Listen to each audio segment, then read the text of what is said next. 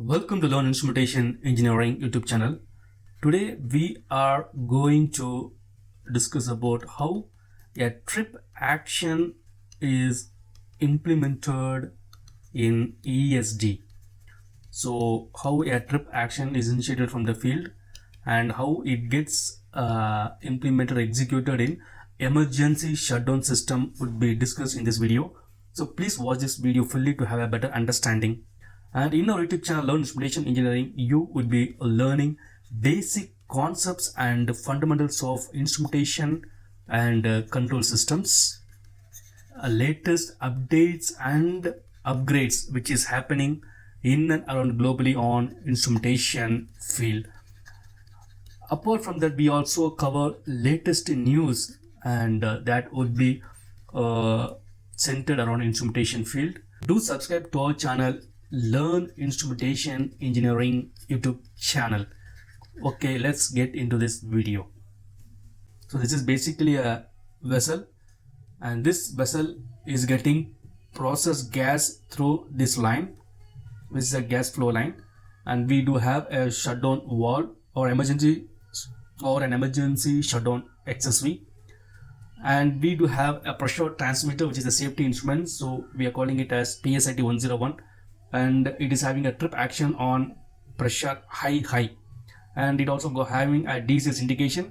And once pressure high trips at point gets activated, it trips the SDB so that the processed gas to the vessel would be isolated. So this is the basic idea. Now we are going to see how this action is performed in an ESD engineering in an emergency shutdown system control station. We have already discussed on how this pressure transmitter loop is wired to the system cabinet in our previous video. So we have discussed how this pressure transmitter gets into field junction box, then to marshalling panels, and then to system cabinets. So already we have detailedly discussed about the loop diagram in the previous video, so I shall put the link in this description.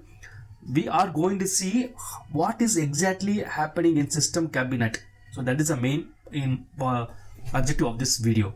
In system cabinet, this pressure transmitter indication is basically processed, and it is having an control algorithm. So it performs that control algorithm and gives an output. Okay, and that output might be an indication, alarm, and trip action. So this is what basically happening in the system cabinet. Okay, though it is happening in the system cabinet, what is happening in the control station? So in the program we have did all the control algorithms. So this particular PSIT will be configured as an input, and this would be configured in a control block. So this is basically a control block, and we call it as PSIT 101 tag. Basically this PSIT indication or the PC signal would be getting into this block as an input signal. Since this is a safety block, we should give the maximum parameters which is a mandatory for this block to get functions. So basically we do have the range for this block, so it would be like 0 to 500 kPa, just is an assumption. So we have a 0 to 500 kPa span, and we should also mention what should be the high trip set point. So I'm just putting here as a 400 kPa as a high trip set point, and in high we do have an alarm. Again we do have a low alarm, and we also do have low trip set point similar to high trip set point, and we would keep here as 150 kPa for low trip set point. And then we do have sequence of event, and we have sequence of event checked.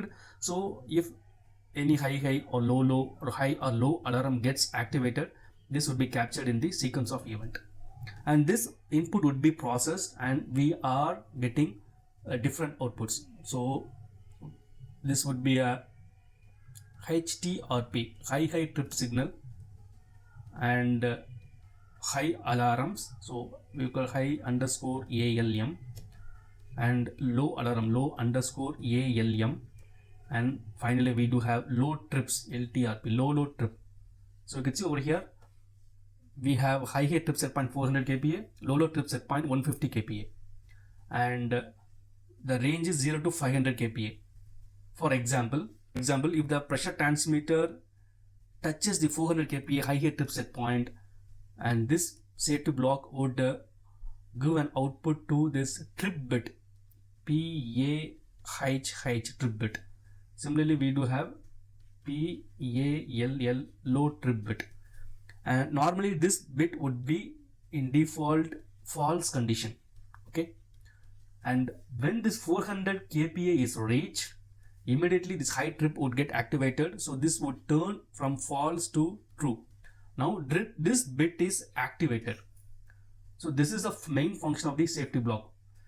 So once 400 kPa trip set point is sensed by the pressure transmitter, this block would perform the calculation and it turns the high trip bit from false default state to true, this activated state.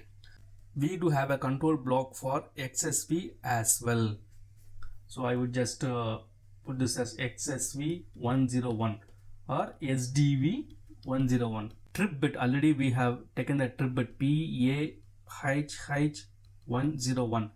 This is the high trip bit from the transmitter, and this trip bit would get into the shutdown bit SHDN to this XSV, and this would perform the trip action, final trip action, ESD -101. So this bit would get activated. Normally this would be in false condition. So basically this pressure transmitter PAHH 101 trip bit is activated now.